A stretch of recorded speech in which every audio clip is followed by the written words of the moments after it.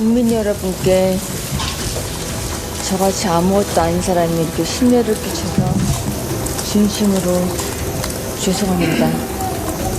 수사 잘 받고 나오겠습니다. 역사책에서나 볼 법한 현대판 매감 매직을 일삼고 국민의 눈길이 미치지 않는 장막 뒤에서 불법적으로 국정에 개입한 사실이 특검 수사 결과 확인되었다 할 것입니다. 공식적인 지위나 권한이 없는 김건희가 대통령의 버금가는 지위를 향유하였음을 다시 한번 명확히 하였습니다. 다양한 사람들이 대통령이 아닌 김건희를 찾아가 자신이 원하는 바를 청탁하고 금품을 교부하였습니다. 김건희에게 청탁한 그대로 실현되었습니다.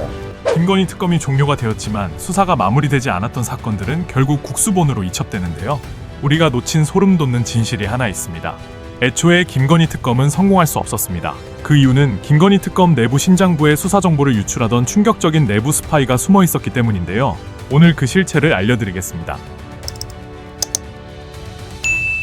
사실 김건희 특검이 물론 뭐 워낙 이제 다뤄야 되는 사건이 많아서 그런 것도 있겠습니다만 뭐 제한된 시간도 있고 내부가 어떻게 좀 잘 돌아가지는 않았죠? 네, 잘 구성부터 좀 문제가 있었는데 김건희에 대한 수사를 안 해서 김건희 특검이 지금 출범했죠. 거죠. 네. 김건희만 나오면 봐줬죠. 눈 감고 귀 막고. 예.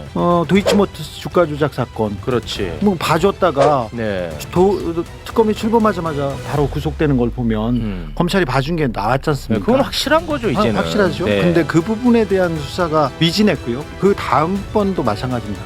저 건진법사 통일교 관련된 매우 중요한 통일교가 정치에 얼마나 관여하고 이 윤석열 정부를 어떻게 꾸리겠다고 그렇게 얘기를 하고 그런 야심찬 포부를 가지고 정교일치를 실행하려고 했던 부분이 네. 증거가 다 나왔어요. 건진법당에서. 네. 근데 건진법당에서 통일교 관련돼서 그리고 중요한 수사를 하던 사람이 이 특검에 또 왔거든요. 그 사람이 또 효과적으로 막습니다.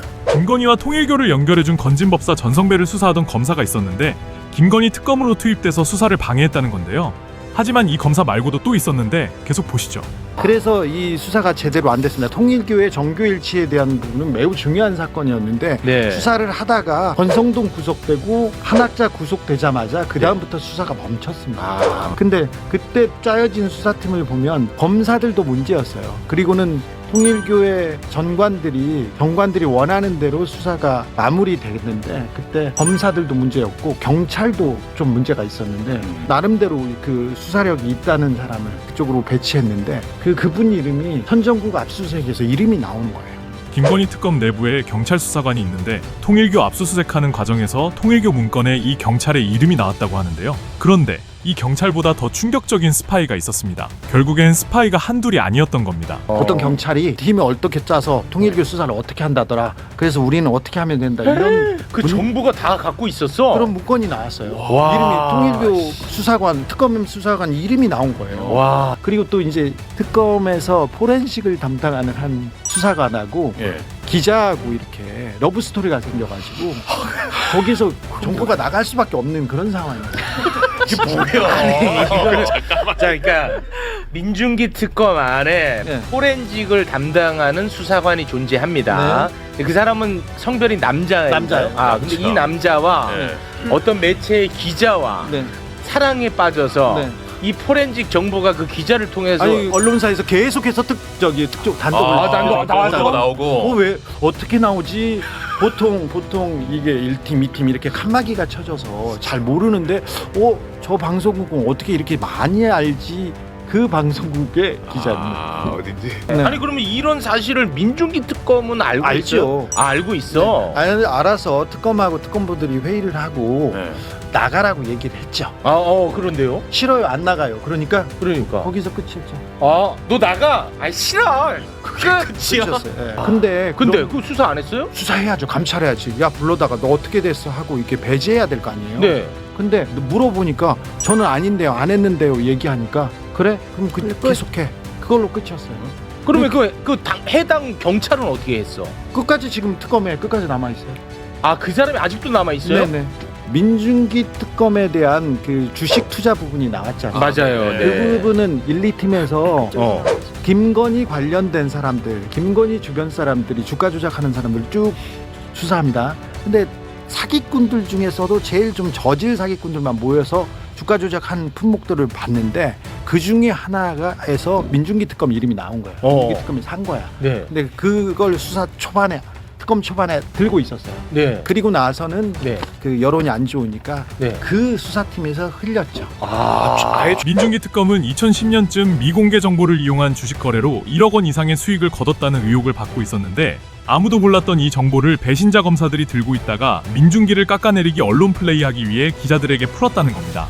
참 기가 막히네요. 계속 보시죠. 그러니까 민중기 특검의 리더십이 거기서 확 붕괴가 그렇죠. 됐겠네. 그 매우 어려웠죠. 이렇게 그래서 내부 기강도 어려웠고 문제가 있었는데 그때마다 계속해서 수사관들이나 그 내부에 있는 사람들 언론에 유출하지 마라, 뭐 내용을 주지 마라 이런 얘기를 했었는데 말이 많았어요. 아니 왜 이렇게 그 아쉬운 대목이 많나 했더니 완전히 기강이 다 무너져 있었어. 이게 다 사실이라면은 이제 별의별 일이 사실이지. 나는 사실만 얘기합니다. 와. 아니 그러면 자 기자님, 김건희 수사를 덮은 것으로 의심받는 검사들은 굉장히 특정이 되고 좁습니다. 몇 그렇습니다. 명 안 되거든요. 몇 명 지금 봉고차로 태워올 수 있어요. 예.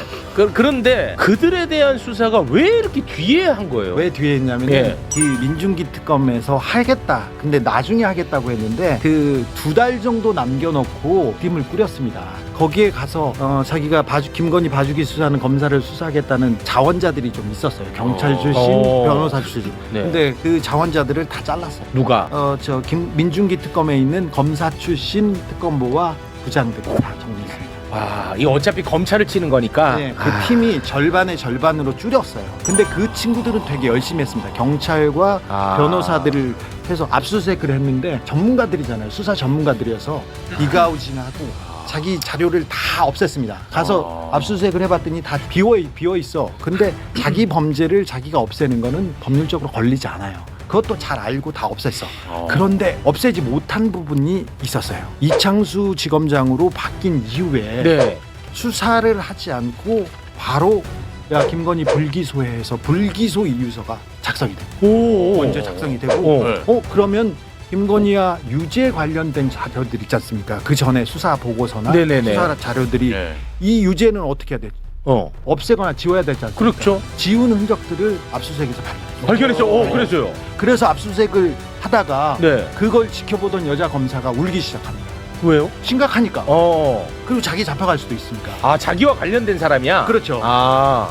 그래서 그 내용이 알려지고 압수수색에서 그래서 이창수를 피의자로 전환한 거예요. 그래서 성과가 있었습니다. 늦게 했고 어렵게 했지만 성과는 있었는데 너무 시간이 없어서 이 성과를 못 내고 기소를 못하고 국수본으로 넘겼습니다. 그러면 이 정도 자료라면 국수본에서는 이거는 뭐 너무 하기가 쉽겠네요. 하기가 쉬운데 경찰은 수사하고 마지막에 검사한테 받아야 되죠.